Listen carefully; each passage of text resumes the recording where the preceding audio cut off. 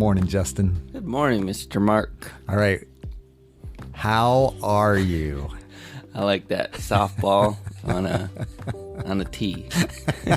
I'm dandy, Mark. I am dandy. I'm glad to hear it, Justin. It's good to see you. You're looking dandy this morning. Thank you. Yeah. Thank you. I feel dandy, so Good. it's a good dandy morning. Yes, it is. A little crispy too.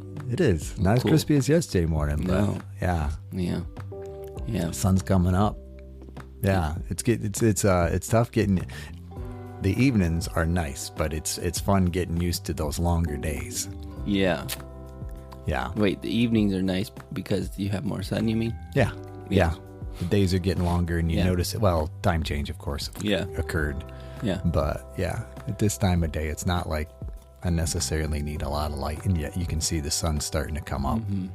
And so at the end of the day, you get a lot more light. And it's Yes. kind of neat. Yep. It's yeah. I very much favor having more sun in the evening. I bet you do. Yes. Yeah. Yeah. Yep. So I'm As the days all get for. Are we in daylight savings time now? The age-old think so. question. I think so. It's like, yeah. Yeah. See, that's weird to me because I would think the winter you would want to save daylight. No, you just want to hibernate in wintertime. Yeah.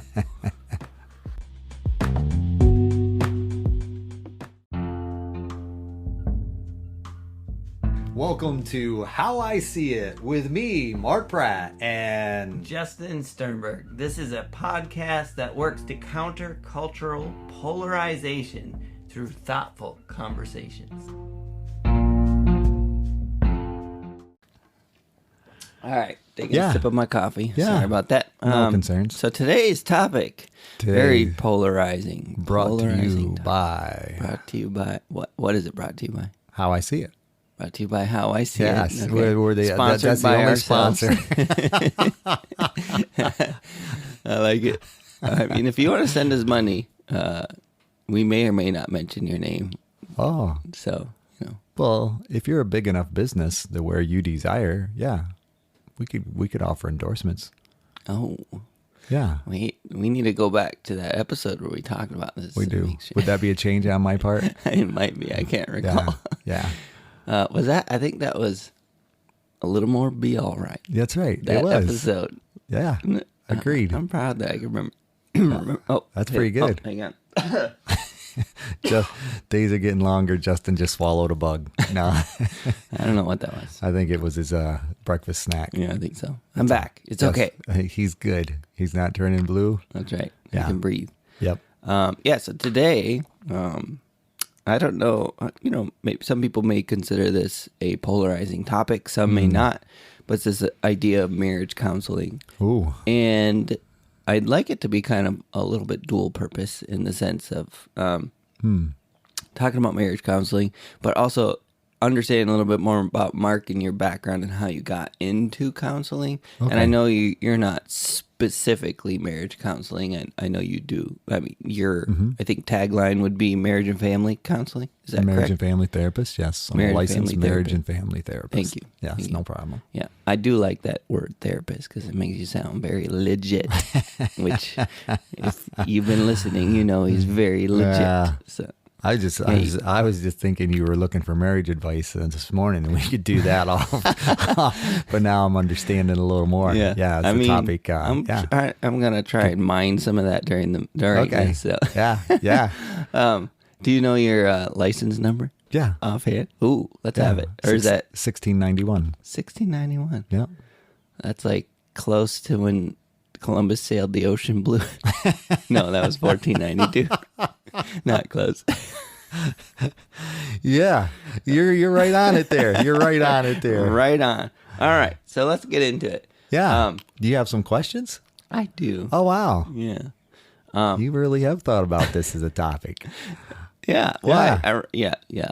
Go for it. I'm so good. my So, yeah. first question would be, what caused you to shift your career? Because you were, primarily construction, right? Yeah. And I think a general contractor. Is that Yep. correct? That's correct. Which I'm sure kept you very busy. You weren't in need or want of work.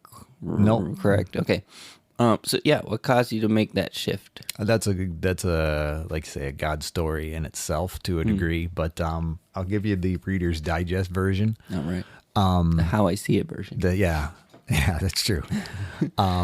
Chris and I, of course, we were working with couples through our church. Just kind of, we had what I would call a passion. Yeah. And we ended up going to a summit conference through our church. Our church sponsored it. We actually went to, we were in upstate New York and went to a satellite location for what it used to be Bill Hybels was the leader of that summit. Okay. And there was a moment when he basically said, okay, what is your holy discontent? Yeah. Yep. And, it was, he identified Moses. His anger came from the way, the Hebrew children were being treated in Egypt. And, that brought him to anger. And he just asked us to reflect on that. And, Chris and I both just kind of looked at each other and we said, status of marriage and therefore family in the United States was our topic. And, it wasn't that we had thought about it ahead of time, but it was just something we recognized, life cycle stages, that kind of thing, with John and Lizzie and just, friends and their friends and, and then, a close friend, actually. Yeah. Well, it was someone that was on our podcast, but, a close friend of Chris's was, going through a separation, that kind of thing. And it just really kind of tore up our thoughts a little bit. And so, yeah, that's where that came from. And then that became the journey. And we talked about, going into a pastoral role and so forth. But even other pastors had advised us, it's like, okay, now if you want to do this, go the therapy route, go the counseling route, really do the hard work and, wrestle with your own stuff. And then, you're a little more equipped to help other people. So yeah, that's the short version. That's and cool. It became, education and working through that and changing jobs and part of moving. And yeah, so it's been a good journey. You never, it's funny. Chris and I, it was difficult because you don't realize how many hoops are involved in a process sometimes. You realize, it's like, oh yeah, we can do that. And then it's like, well, we got to do that and we got to do that and we got to, and then there's, and then you got to do this, and so yeah, it was a good journey though. So it was a little Still bit is. a blind step in faith and then realizing the, it was yeah. this is what we're going to do, but we didn't realize what we were committing to at that point. Yeah. Which do you think was good? In a Yeah, sense of, I think so, but I think it definitely kind of, I would dare say, Chris and I were both committed, but my lack of awareness definitely impacted, Chris's sense of security in that process of, are you kidding me? There's something else. Yeah. It's like, yeah, there's something else that, so it was, it was another surprise. So you needed some marriage counseling before you could be It was kind of hoop after hoop there for a long time. Yeah. Dang. Yeah, but it you was good. Did it. 1691. Yeah, we did Lessons it. number. Yep. Yeah. Well, congratulations to thanks. both of you. Thank you. Yeah, it was a team effort, no doubt about it. Yeah, it's awesome. I'd actually be the first to say, Chris actually has a better, I think she just does it naturally. She has the questions. She tends to think in questions. Yeah, she's a good questioner. She is. For sure. And I think, even in counseling, that's, what do questions mean to us? I think sometimes, it's like if somebody's asking me questions, I tend to get a little more anxious because I'm thinking I messed up. Yeah. Whereas other people see questions as, oh my goodness, you just want to get to know me better. So, I mean, there's a little freebie for you, it's like, okay, what do questions mean to me? So if somebody starts asking me questions, do I start feeling an insecurity or do I start feeling a closeness and I lean in, or do I resist? So, yeah. But Yeah. Chris has always been great at asking the questions. Yeah, that's awesome. Yeah. Yeah. Sorry, didn't mean to throw off your train. No, it's a good little rabbit trail that I'm going to try and avoid. But yeah, that's cool. Yeah. So write that one down, folks. Yeah, no, it's cool to understand a little bit of the background and know that, focus on the marriage was kind of a key part of that, and the family kind of came as a result of that, right? Like Sure. the family focus. Yeah, because I for me personally, I think, healthy marriage is the foundation to civilization as far as I'm concerned. Yeah. That's Wow. that's how I see it. Yeah. That it's, it's not something, because out of healthy marriages come healthy families. And, as out of that polarization, I'm not saying, we don't need community, but at the same time, it's not about, the government can raise my children as effectively as parents can. And I believe that's a God-given opportunity, role, responsibility, Yeah. that each of our children is unique to be able to be raised by us. And I'm not, and that's nothing against childcare or anything like that, but, recognizing that as a parent, I have a God-given role, and, and I'm just all about helping people do that role, fulfill that role to the best of their abilities. Which starts with the relationship between the parents. Is kind of what you're saying. Yeah. Yeah, that's good. And then, you still do some construction and stuff. So as we've described, I don't know if we mentioned this term before on this podcast, but it's a term you use often, is the wrestling. Oh yeah. Right? Yeah. And it sounds like that started early and it's continued until today, of like that balance and of just wrestling with how much time to give, right? Yeah. Can you speak a little to that? Sure. If you want. I haven't done it well lately. I mean, like you say, there is a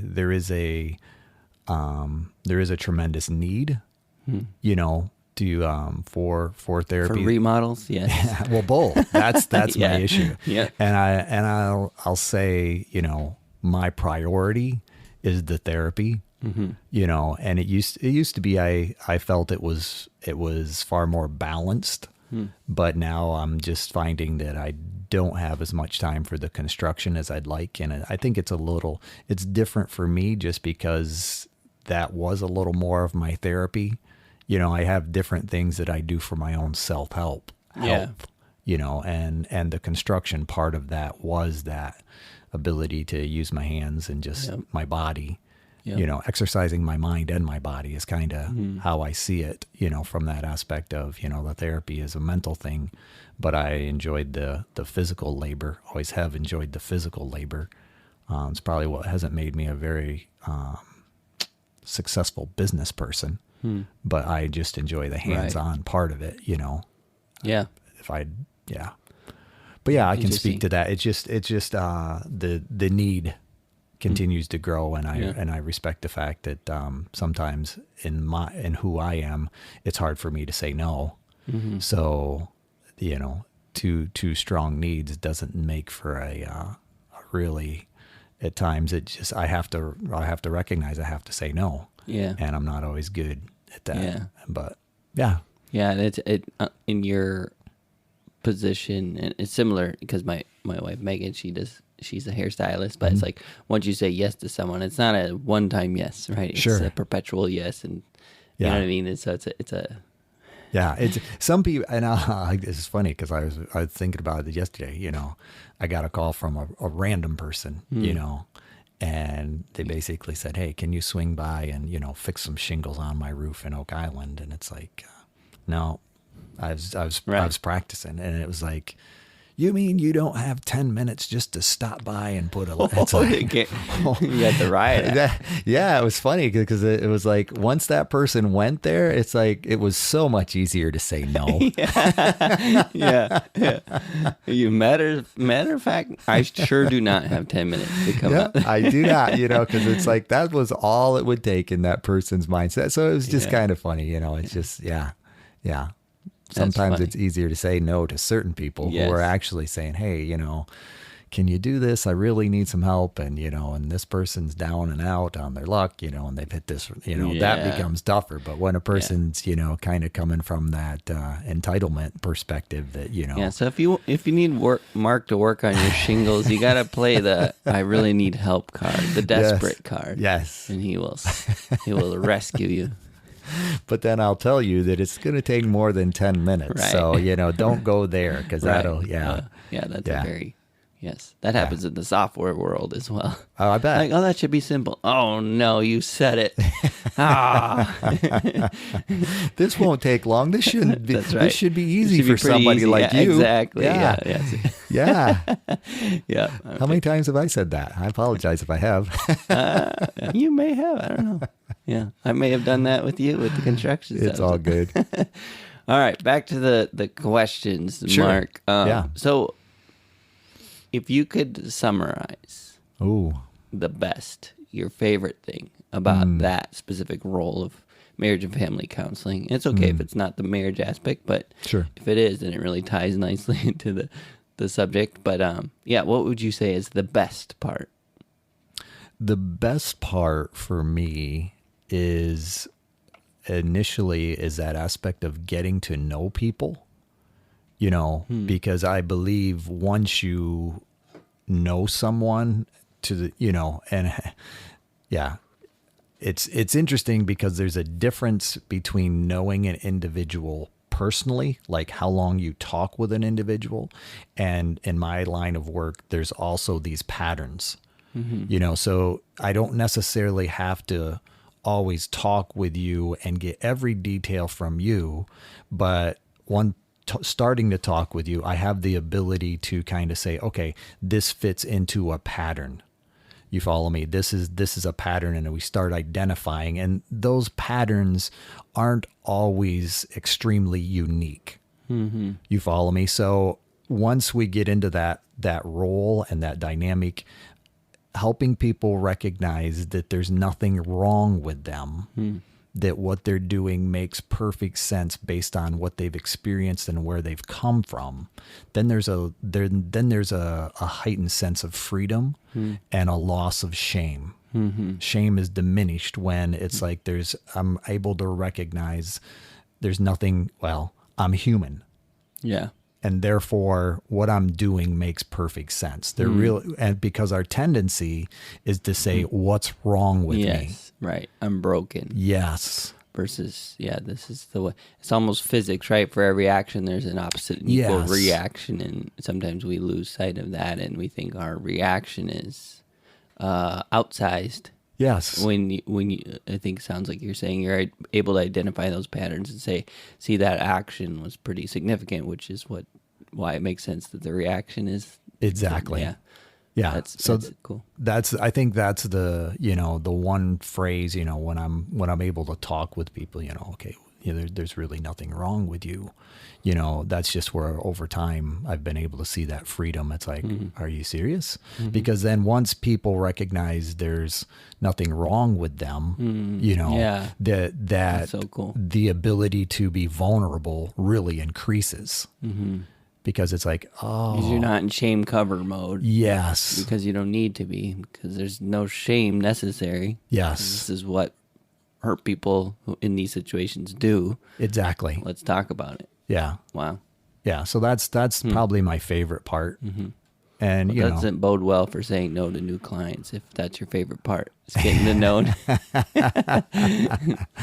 That's true. But yes.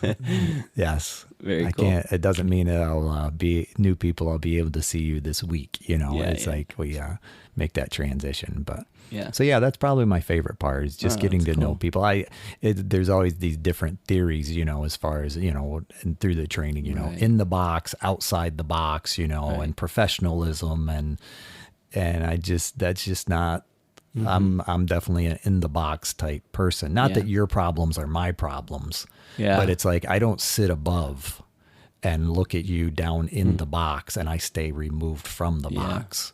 you know, with your glasses down on the edge of your nose and exactly. writing on a clipboard. Sometimes I do put my glasses on the edge of my nose. I have true. those glasses, That's true. but yeah, and I do have a clipboard. Metaphorically. Metaphorically, I mean. He may Yes. still have a clipboard and glasses on the edge of it. Yes, but it's only because that helps me, you know, get to remember that person Yeah. as I write it down. Yeah, that makes sense. And yeah, it helps me connect. Yeah, I would say in my experience with you, not that I've experienced you as an, actual in the counselor perspective, but definitely in the counselor perspective, you've counseled me many times, but is that you do have a unique ability to get down in the box with us, but not take on the struggle, the drama, or the saga. The saga, yes. We'll get to that in a minute. You have a pretty distinct and unique ability to do that, where I don't know that I know anyone else I've ever met that can do it like that. And I think that's pretty cool. That's Okay. pretty cool, yeah. Yeah. Yeah. Well, and I'll even, what I know, I'm just adding this part, what I know about therapy is a addition. You like that pun? It's an addition to what I did as a contractor, because so often that was the role I had even as a contractor, because I'd come in to this couple situation. They're saying, you know, we have these resources and we want to do this. Can you help us? You know, because they didn't have all that they needed to get to where they wanted, and they had certain resources, and it was my job to be able to talk with both of them in such a way that kind of excavated what they both wanted from that space with those resources, you know. And it just gave me an opportunity to get to know people and to start working in that context of, oh, I see your vision and I see your vision, and how are we going to combine these two in such a way that kind of gets you both what you want, and in a way that makes you a happy customer. And granted, sometimes as the therapist, I'm not so concerned about the happy customer because the relationship is my client when I'm working in marriage and family therapy. Yeah. So yeah. Yeah. Nice. But it was, I used to have the tagline that said I was, people would say, well, that's a big difference, you know, and I just say I just went from building houses to building homes. Oh, nice. You know. That sounds like a Mark tagline. Yeah. Very And it quaint. really, you know, that home dynamic is Yeah. where families and, you know, marriages thrive, when that sense of home is, you know. So you're secure. building homes one way or another. Well done. yeah. You're a home builder. That's what you can tell people. What do you do? Well, I'm a home builder. There you go. I There do you it go. through counseling, therapy, and construction. Wellspring Life Services. That's right. That's it. You know, Yeah. life service. Yeah. That's the name of Mark's company. Yeah. that's Wellspring Life Services. Yep. Cool. All right. So moving on. Yeah. If you're good with that. I'm good. I'm good. What is, well, let's put it this way. When or why should a couple seek counseling? When they're, I'm going to tee this up for you. Yeah. You can put it right on that tee for me. When their drama is at the height, Oh. or I'll let you out. I tend to think that we wait far too long to get the help we need so often. And I think, you know, I'm certainly willing to help people whenever, but so often what I hear is, well, I'll hear it after, you know, a positive session. It's like, we should have done this years ago. You know, Yeah. that's what I'll routine. We've been married 25 years. We've been married 15 years. And you know what? We should have done this years ago. We should have done this. We should have done this in hindsight when we had kids, when we moved, you know, because it was at that point that, you know, this creeping separation, this pattern, if you will, was developed. And we've been operating in this, you know, I'll call it this core pattern, or some might call it a negative cycle, you know, for years.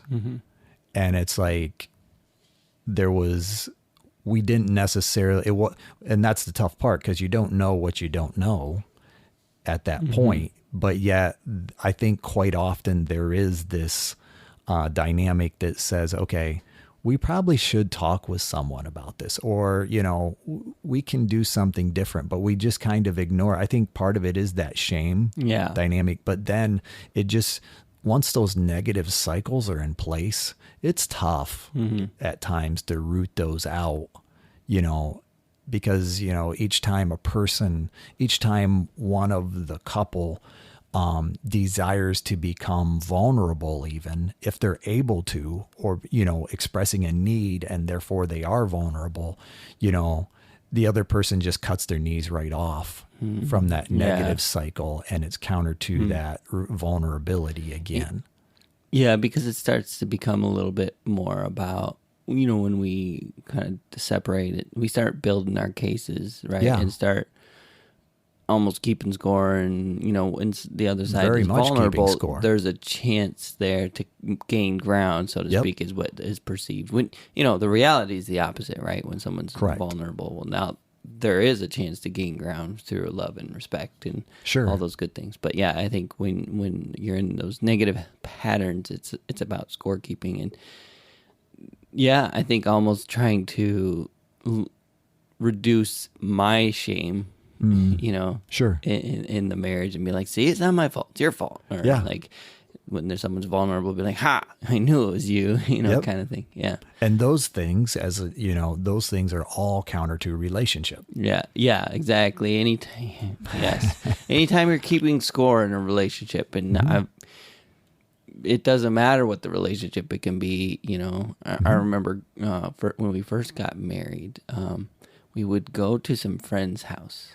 And before we were getting married, we used to spend a lot of time at our friends of ours, and they were pretty well off. And when we would go there, we didn't want for anything. We didn't have to ask if we should bring something. It wasn't, and this is before we were married. We would just go hang out there. Yeah. And then even when we got married, we would continue to hang out with this family, right? Sure. Well, not every household is that way. Sure. And we kind of learned that the hard way by kind of assuming on other relationships. Like, when we go to your house, we can... It just didn't even occur to me that you should bring stuff. It didn't occur to me that you shouldn't eat whatever you want and do what, it was like... You couldn't help yourself to the refrigerator. Yeah, exactly. Yeah. I mean, I don't know that I quite went that far, but like, if there was something put out, I didn't feel any whatever. But yeah, but long story short, ended up realizing that there was a little bit of like frustration on the other side of like, these people kind of just, almost like scorekeeping, right? This is like, so I'm like, okay, next time I got to top that score and like bring something and not eat as much or whatever. And it started that dynamic. And I started realizing, like that's a reality too for, again, this other couple is freshly married too, so it was like their resources are limited, and of course that didn't occur to me, But back to the whole point of like scorekeeping in a relationship, whatever that relationship is, causes separation, versus bringing together. And that can happen with your contractor, right? That can happen with your students, your kids. Teacher, excuse me. They can happen with, each time there's an offense, perceived or otherwise, it's a real thing. And, to be able to recognize that and address it, Yeah. And in some relationships that are real casual, I mean, it's just a matter of adjusting my side and go, all right, I got to stop. Keep score and just be benevolent or whatever. But in like real relationships, it's work, right? So this is where, I don't know. I tried to tee you up, but you missed it. Did I miss it as far as drama and saga? Yes. Yeah.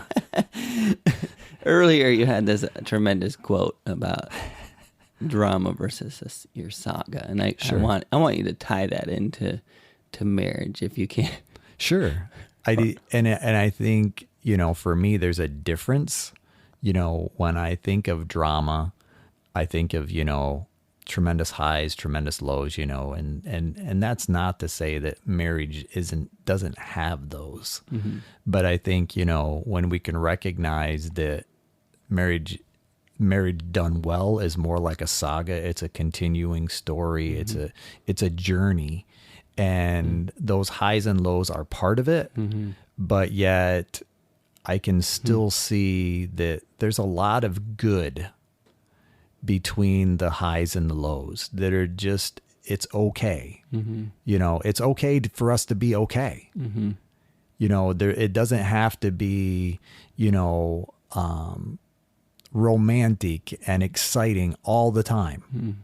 There's something to be said for the ability to say, I'm good to hold your hand and we're in this for the long haul. Even if we're disagreeing, even if we can't see eye to eye right now, I'm still going to reach out, not you personally, but I'm going to reach out and, hold your hand in such a way that says, I'm still physically here. Yeah. And I think that becomes that's part of the saga that continues when we're able to recognize this is part of a journey.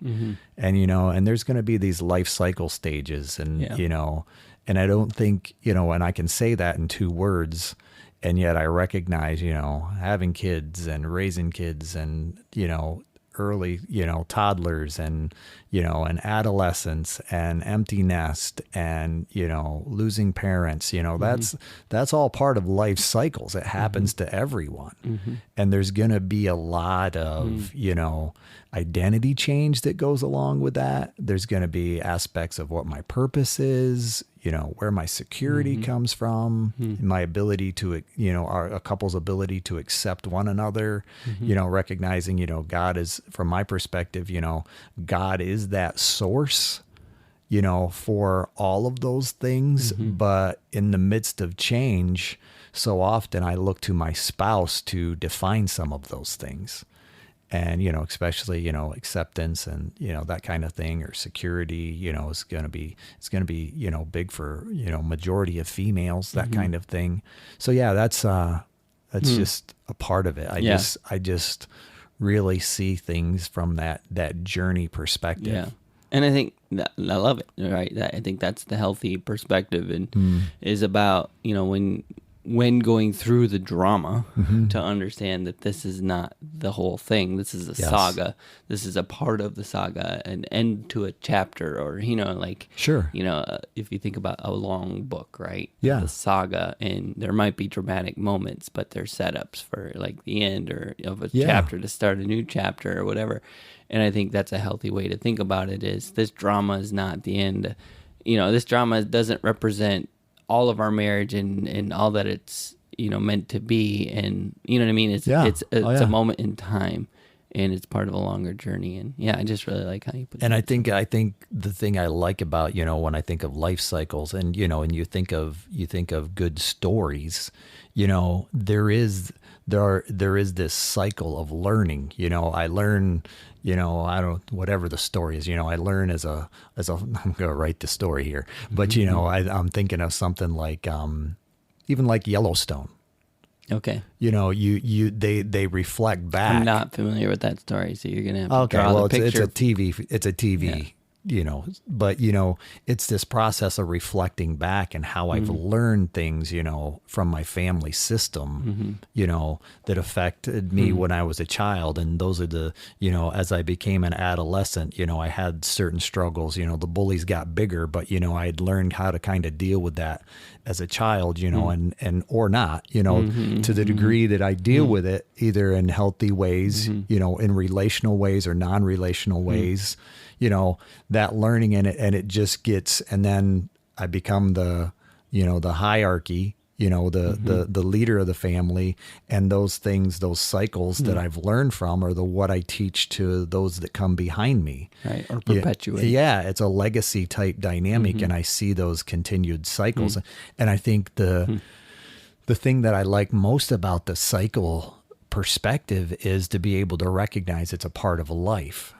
And even though it's very personal when I'm in it, if I can step out of it, I can recognize, okay, this is what's happening. When I do this, you do that. So if I want to minimize what you doing that, I need to recognize what I do to contribute. And so, like you say, that's part of that learning from my perspective. And I believe learning is something that's a ongoing thing, hopefully. Yeah, makes sense. That's a healthy thing. So another question for you. Sure, fire away. Bring back kind of one of our core buzzwords, polarization. Yes. What would be some of the polarizing aspects to marriage counseling? I think just in it itself can be polarizing in the sense that I believe most couples won't enter marriage counseling until they truly believe they need it. And I think the polarizing idea would be that I think most couples could use marriage counseling. And who doesn't need a little help once in a while with relational struggles, or something? No, and I think at times we make it a big thing to talk with someone, to go somewhere, to sit down in someone's office and make time. Yeah. And I think in our culture, what used to happen, I'd say more naturally, more organically, that's the word I was looking for. More organically was our family systems were more connected.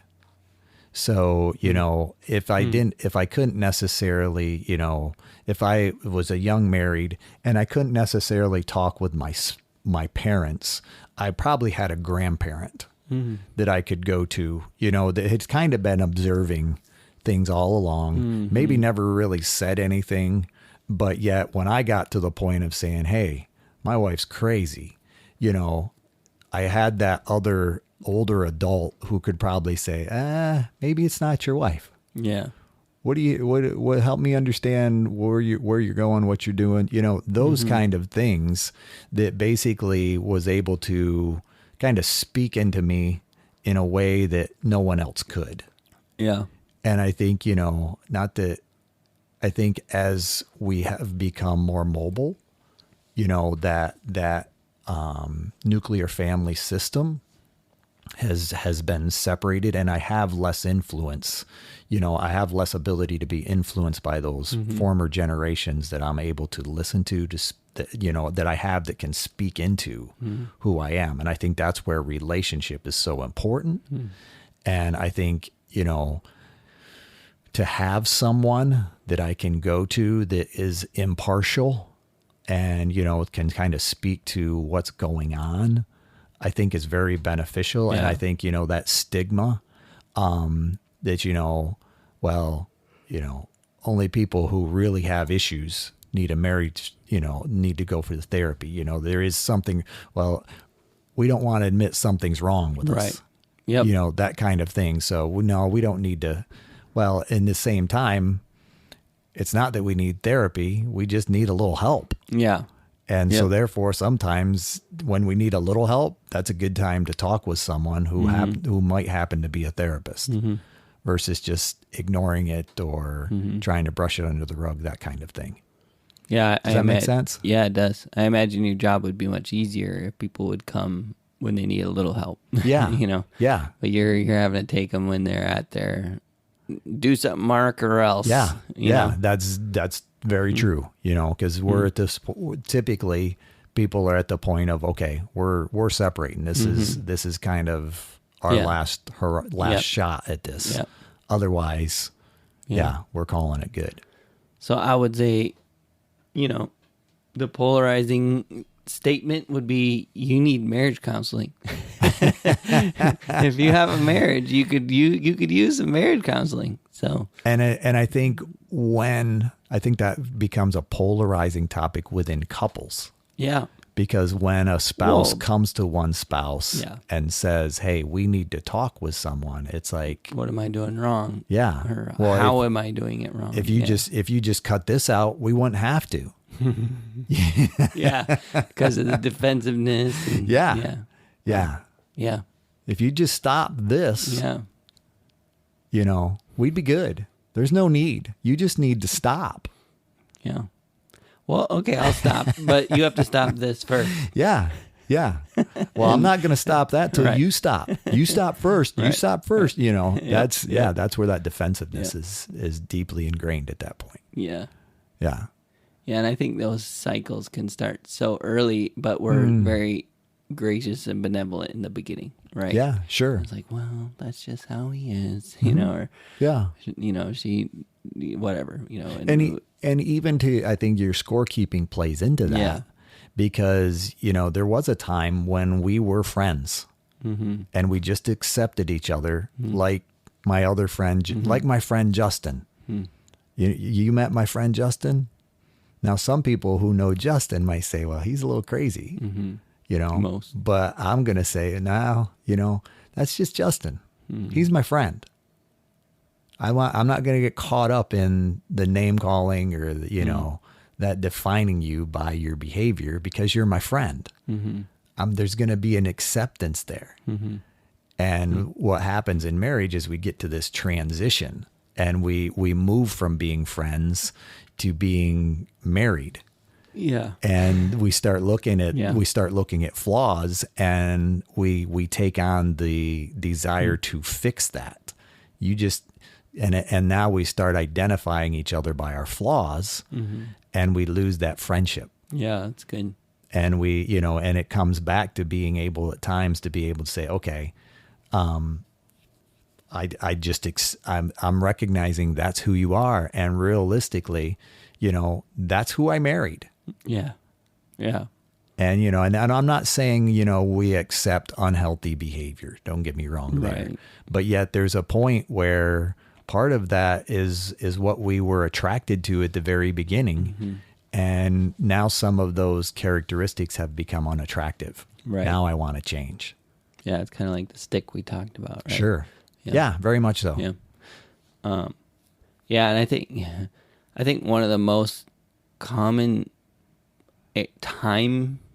times in your marriage where you could really benefit from marriage counseling is the first couple of years when those patterns are starting to become ingrained or like set in, where that transition starts to occur from friend to foe. Sure. Or whatever, you know, the kind of, and, you know, we talk about polarizing opposites. I mean, you know, in marriage, we're almost culturally encouraged to become polar opposites. Like, well, a woman's always needs this, a man always needs that. When there's, you know, there's a lot of tropes, right, about what marriage looks like. Sure. When the reality is, we need those things to break down and for that friendship to be maintained throughout the course of a marriage, and for a lot of those stereotypical notions to be minimized. Sure. Both in our actions so that we don't fall into those traps, but also in our reactions to our spouse, to recognize that just because they do this thing that many wives do doesn't make them this villain that is portrayed everywhere when wives do this thing. Sure. Right? Like there's a method to the madness or whatever. No, I hear you. You know what I'm saying? Yeah, I do. And I think the first part where you were saying, you know, early on, that's so often, I think, you know, as we do, you know, as I'll do like even pre-marrieds, you know, Yeah. I think my goal is to be able to catch up with that couple like a year from now. That's cool. After they get married. My goal would be to because it is at that point where you're starting to, it's like there's a lot of reality. Yes. No offense, that sets in, you know, none taken. Yeah, before we're getting married and then a year after we're married, there's a lot of reality that sets in. Yes. And it's like, okay, now I'm seeing you in a little harsher light, you know, where there was this soft, you know, glow. Yes. Yes. Yes. Now there's a spotlight glaring That's on right. some, you know, issues. So yeah.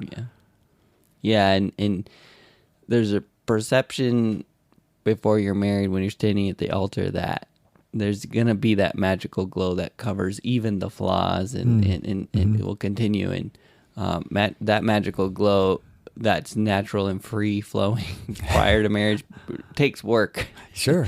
Right. Yeah. And, you know, I don't even know if that's the right term for what a good marriage looks like afterwards. I mean, a good marriage afterwards looks like work. It looks like, you know, putting in the time, the effort, the intentionality. Sure. Right. Yeah. Yep. Yeah, it's good. Yeah, so if you're just married, go get some marriage counseling. Yeah. No, seriously. I mean, just to be able to talk with someone. Yep. And I'm And a there's big also I'm a big fan of marriage mentoring. Yeah, I was gonna say, finding people, who, have been just married longer than you have, and who you look up to, who, who are in the process of, raising kids, and, their kids seem to be, fairly well behaved. They're still kids, of course, and, they're not robots, but yet at the same time, they tend to listen, or, that kind of thing. Find somebody like that. Yep. And be able to, say, hey, can we get together? Even if we invite them to our house and we supply them with the meal, it's like, this is an opportunity where we can say, okay, what did you do here? How did you handle this? What are your thoughts on this? We have this reoccurring thing, and I think so often what that does is it normalizes, the issues that we have, because so often our tendency is to think, oh my goodness, we're messed up. We're the only couple that ever has had to deal with this, and when we're able to recognize, okay, no, that's a part of where we're at.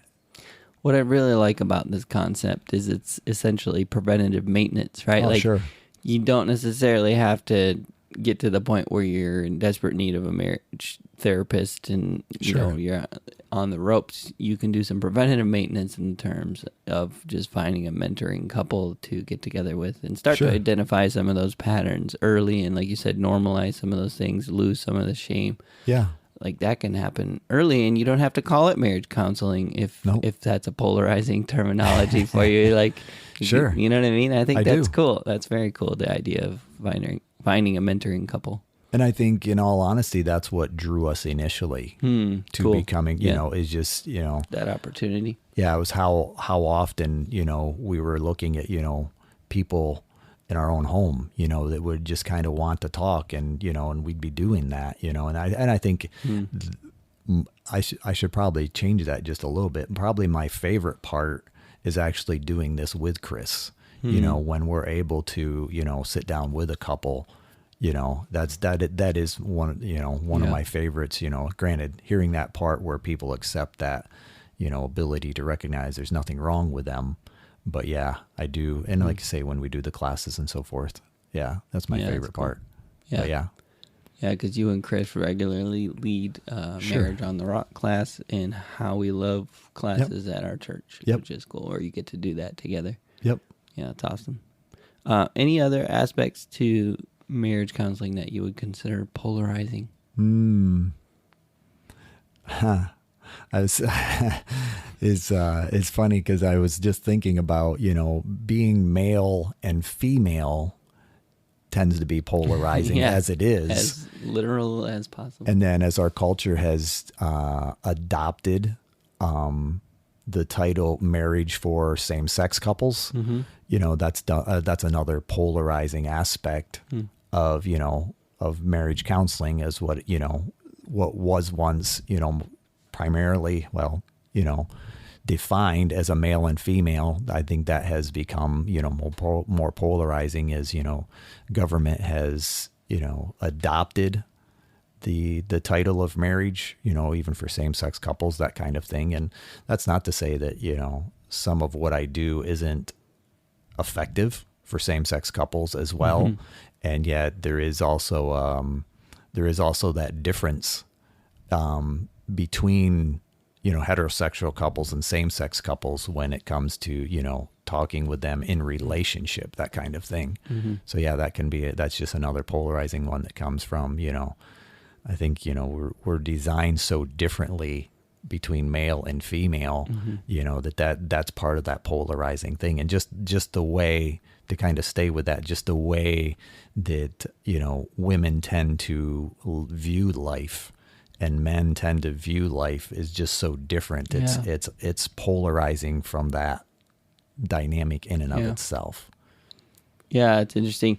We recently had in fact, we just switched to a new one, but we had a marriage series at church, and one of the last ones we talked about some of the needs of women, needs of men, and I recognized as we kind of went through the points for what women need and what men need, how even those things can become polarizing to the degree where there's going to be certain women who say, you're saying I need security. No, and understanding that. I do think, I mean, you would know better than I do. You haven't been around more couples and stuff. I do think there are some pretty significant patterns between men's needs and women's needs. And there's tons and tons of curriculum based around his needs and her needs and kind of how to balance them. But yet, I think that may be a polarizing becoming more and more of a polarizing aspect as culturally we try to shift from the significance of genders, right? Sure. To the degree where we say, well, women can do, whatever a man can do, and men can do whatever a woman can do. And when you say caregiver, shouldn't be assumed it's the mother. It can be the father. And of course, I agree with that. Even to the degree where you can't say women or men either, because it could be transgender and, kind of, so like. It's homogenized. Yes. Thank you. Yeah. Thank you. Right word for that. So I think even to say, well, it's a woman thing, it can be very polarizing, right? Sure. To be able to say, well, women typically need security can, again, for some women, especially depending on how they grew up, potentially they learned how to fight for themselves and they don't need a man, and that can be polarizing, right? Sure. How do you speak to that? Well, I think there's a reason why there's so many books, and topics on, I'm thinking of Eggerich's stuff, Love and Respect. He wrote the book, women desire love, men desire respect. And I think when we look from my perspective, from a biblical basis, there's just a difference. I go clear back to Adam and Eve. There is just a difference between the way Adam was created, to the point that Eve was created in the garden. Okay, Adam was created outside the garden, in the wilderness, mud. The wilderness, if you will, in the dust. Yeah, and out of the dust. Yeah. That kind of thing, and it, from that perspective, there's just a difference. And that's not to say women have to be in the home all the time. It's not to say that men can't care for kids but yeah, even for the most part, women are just going to look, you look at kids, the majority of women are just going to look at kids from a more nurturing standpoint. Yeah. That's just the way it is. That's not to say that men can't be good nurturers, and it's not to say that some certain women might say that's not who I am, that's not who I want to be. I would rather do this. But as a whole, when you just talk with people in general, they're going to recognize, okay, yeah, and yet that doesn't mean that the male dynamic is wrong. That there is an aspect of, okay, you're fine, get up, that kind of thing. I'm not saying that in a general sense, but as a polarized dynamic of the nurturer. Right. And it's like I think that's beneficial. And so often I think our tendency is to homogenize it in such a way that says I can do what you can do just as well as you can, and therefore, I from my perspective, we both lose a sense of purpose. Yes, when we're looking to do it that way. Yeah, and I find too, like even in our marriage, when I feel bad, right, about the work that Megan's doing in the areas that she's doing it, and I'm like, man, I got to step up my game, and I try and be better at nurturing, for instance. It's just not natural, and I'm not saying I should nurture. Sure. I don't think either of us are saying one has to do the thing and the other shouldn't. That's not the point. But the point is, it comes naturally for her. It just flows out of her, and for me, it requires work. Sure. Like, come on, be nurturing. Come on. Yeah. Be kind about their owie. Like it's okay. Yep. And so whenever I start to feel kind of bad about what she does naturally and trying to fulfill that role, I tend to really struggle. Whereas when we're able to both identify what it is we're good at, we're naturally it's become natural for us. Yeah. And when we operate in those natural places, we do so well, especially when we're in communication about that. We're, we kind of in agreement about, you take care of that part, I'm going to take care of this part. Yeah. We do really well. It's when we feel like we have to stretch over to the other side and do the other thing is when we start struggling. And even to the point, back to your point about even the purpose starts to feel a little bit lost. Like, what's my purpose here? And like, when I try, like, for just using the nurturing thing in it, and I fail at it again and again and again, at being as good at it as she is, and going, man, I think the kids could have used a better nurturing response, and I kind of failed at that, right? Like, as I continue to fail in those ways, it's like, man, this stuff's hard, and you start to, kind of lose sense of that purpose where, so I definitely... Yeah. And I think it's, as you were sharing, it's like, I can remember early on when we first had kids, Chris actually did creative memories, the scrapbooking type stuff. Yeah. And that was a tremendous turning point in our relationship. That was a tremendous turning point in our relationship just because, she learned to depend on me to take care of the kids. Because for so long she had been in the home, and granted, she was a fabulous mother, structures, routines, things, meals at the same time, that kind of thing. There was a lot of security for our kids because, they knew exactly what was going to happen, And I was outside the home, doing our thing, and it worked great. And she just, had this desire to have this purpose, and it's like, okay. And so I can come home at a certain time, be home, but yet the way I parent our kids, mealtime, what we did for activities, it was completely different. Yep. And, I can remember our kids, well, the kids will tell the story or laugh about it, for me, a booster seat was a cordless drill box, in the back of the truck. I could sit them on that booster seat, I'd stack up a cordless drill box, and it's like it boosted them up, and then I'd put the seatbelt around them, and we were good to go. And I don't say that, in a light sense, but it was just the way that we did it back then. And, it was different, but it wasn't wrong. Yeah. Yeah. And so often I think that's the issue. You're different is wrong. Yeah. Because, and it was definitely a growing part of our relationship when Chris was able to say, okay, just because he does it completely different doesn't make it wrong. Right. And when I come home, ultimately the kids are fed, changed, they're in their bed sleeping, and it's a good day. Yeah. It may not look, it got done. Yep. And everybody's safe. Yep. Yep. And I think, so often we get too critical about it. Yes. And so, that was just what was coming to mind. And it goes both ways too. Just thinking of ways in which I see Megan doing things, that's not how I would do it. Really, it goes both ways.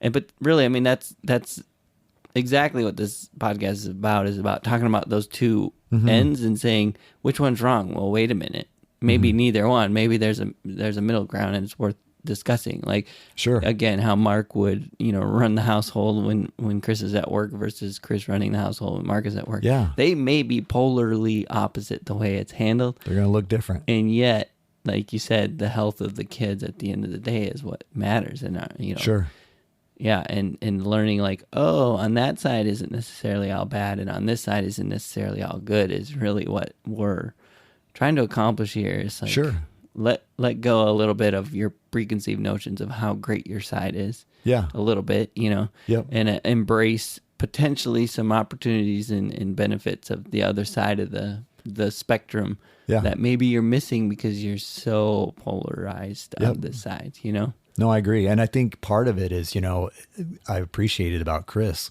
Chris understood our kids got a completely different experience. Yeah.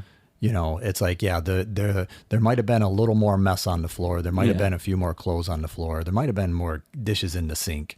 But yet, the kids would talk about, being able to go outside and seeing deer and see it, and I just gave them a completely different experience. Yep. And, I think they benefited from that, that dynamic. And that was when Chris was able to say, okay, this is still good. This is okay. Still good. Yeah. Yeah. Yep. Yeah. That's good. But yeah. That was good. Thank you for sharing a little bit about your journey, Mark, and a little bit about marriage counseling. Well, happy to do it. Yeah. Hopefully we dispelled some of the polarization. Hey, there you go. That's what we do. That's what we desire to do. Attempt to do. Very much. This is how I see it.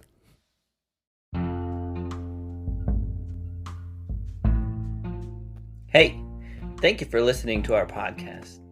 If you like How I See It, please do all the things that podcasts tell you to do. Subscribe, rate, review, follow us, and or talk nicely about us on social media. If you want to reach out, the email is us@howiseeit.click. Yep, I said .click, as in .click. Please tell your friends about this show, and we'll see you on the next one.